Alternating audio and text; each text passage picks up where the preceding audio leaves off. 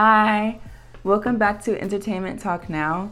My name is Chloe, and today we'll be talking about the Netflix film I Care a Lot. Initially released in Canada on September 12, 2020, this film is written, directed, and produced by J Blakeson. It stars Rosamund Pike as Marla. We previously seen her in Gone Girl. Eiza Gonzalez as Fran, who's set to star in the new Godzilla vs. Kong movie releasing later this year, 2021. Dianne West as Jennifer Peterson, and Peter Dinklage as Roman. Peter is from Game of Thrones.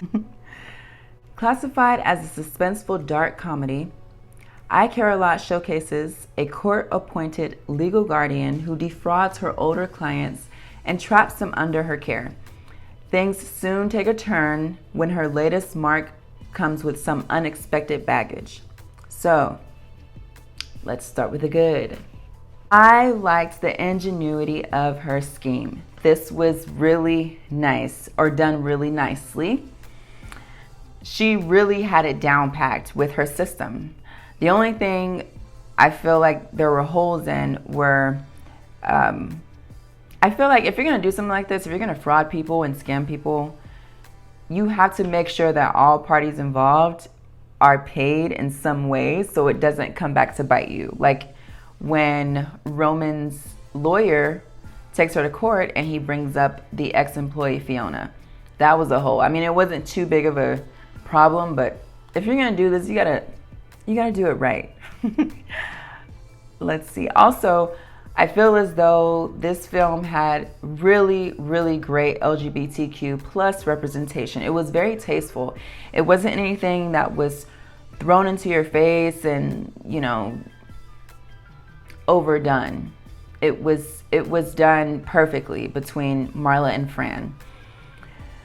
I also liked her perseverance at the end when Roman was literally threatening to kill her right in front of him. And, he's questioning and interrogating her.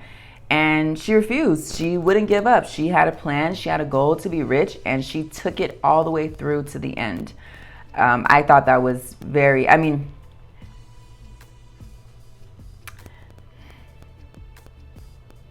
I liked the fact that she didn't give up when it comes to what she wanted.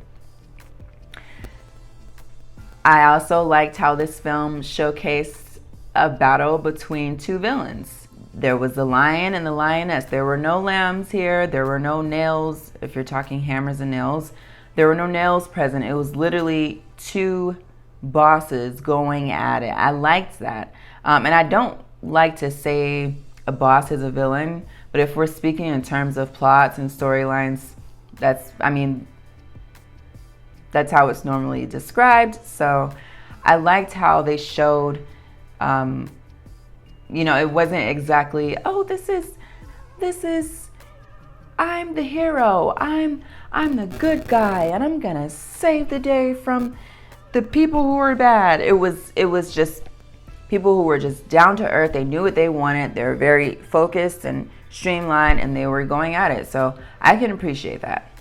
I liked that a lot. I also liked how Marla decided with Fran that they were going to fight. They were going to fight him for what they believed was theirs, and that was their quality of life. Whether if it was true or not, they took it all the way to the end. They had a goal. Their goal was to be rich. Their goal was to live a nice, comfortable life.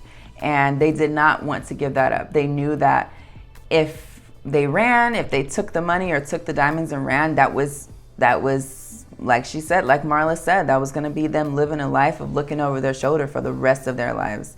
So the fact that they decided to fight, I liked that decision for them. Another thing I liked about this film was the end. The end was extremely satisfying. The end was, that doesn't sound good. If you've seen it, that doesn't sound good, but I'm a firm believer in what you put out, you also receive. And I think that there was a lot of not so good energy put out into the universe when it comes to what Marla and Fran were doing. So, and on top of that, you kind of knew that this was going to happen when she's sitting at the restaurant or cafe with Fran, and she's saying she's been threatened by thousands of men and only 2 have made good on it. So she literally foreshadowed her death in that scene. So just to see it kind of wrap up that way, it was satisfying to say the least. So let's get into the not so good. The only thing I would say, or I can nitpick about this film, is the score. I feel as though the music was a little outdated. It sounded like old spy movie music, if you will, like something that would be in like 007 or like one of those type of films. I felt like they could have curated different selections to go along with this type of film, which isn't, you know, it's not a bad critique, but it's just something that I noticed. And, you know, just to wrap this up, I feel like this is a literal depiction of the American dream. You have people who are tired of being poor, tired of not really living the life they want to live. They want more. They want more for themselves. They want to live. And they're doing everything they can to do that. Yes, it is at the expense of others. Yes, these others are paying a hefty price for it. But in my opinion, this is the way of our country. It's just what it is. Like she says, you have the lions and the lambs, you have the hammers and the nails, you have the predator and the prey. And if you're not out there stomping ground, you're getting taken advantage of. So yeah, this is just a story of a regular person who wants to be rich, so they build their own company to do so and will do anything to get to the money. So, I also think the moral of this story is, because of the end, treat people the way you'd like to be treated. You never know what someone else is capable of. Never. So, getting into the rating. I never went over my rating scale with you, so let's go over that. When I'm rating, I look at the cinematography, I look at the storyline, the concept. I take into account the acting. Is it good acting? The score, the costumes, the special effects, and the makeup. So as far as the scale itself, 5. If I give a film a 5, that literally means as soon as you're done watching this review and rating, click off of this, go straight to that streaming service and watch it right now, because I feel like this is going to change your life. It's going to change your perspective on something. And you'll be thoroughly entertained throughout the film. I highly recommend it. 4 pretty much means it's really good. I think you should see it and I recommend it. 3, it's okay to watch if you have nothing else piquing your interest at the moment. So pretty much like if you're just sitting there and you're like, oh, I want to watch something, this is the movie that you can just put on and just watch just because. 2 means it has some good elements, I suppose, but it's more so for background noise or background sounds. You know, if you have a party or a few people over, you're playing games or something, you just want to have something playing on the TV. 1 literally means, who do I speak to redeem these 2 hours of my life, because this was literal trash.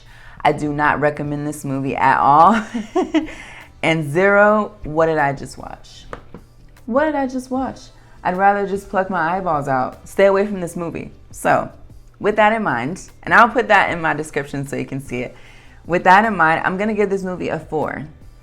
I feel like it's really good, and I think that you should see it. It's a really popular movie. It's something to talk about. It's good. I know I've given 4s for the other films I've reviewed as well, but 5s are reserved for those really, really like, oh my God movies. Like, I think just off the top of my head, 5s that I can think of are Arrival and Interstellar. Those were 5 quality movies. So for I Care a Lot, I give it a 4. I think you should watch this movie. I think you should watch it. It's something interesting to talk about with family, friends, coworkers, by the water cooler. I do recommend that you give this a shot. So, if you like my content, if you like this video, if you've seen the movie, hit the like button. If you know someone who has seen this movie or who wants to see this movie, share it with them. If you like my content overall, subscribe. Subscribe to my channel. And I will see you in the next one. Bye-bye.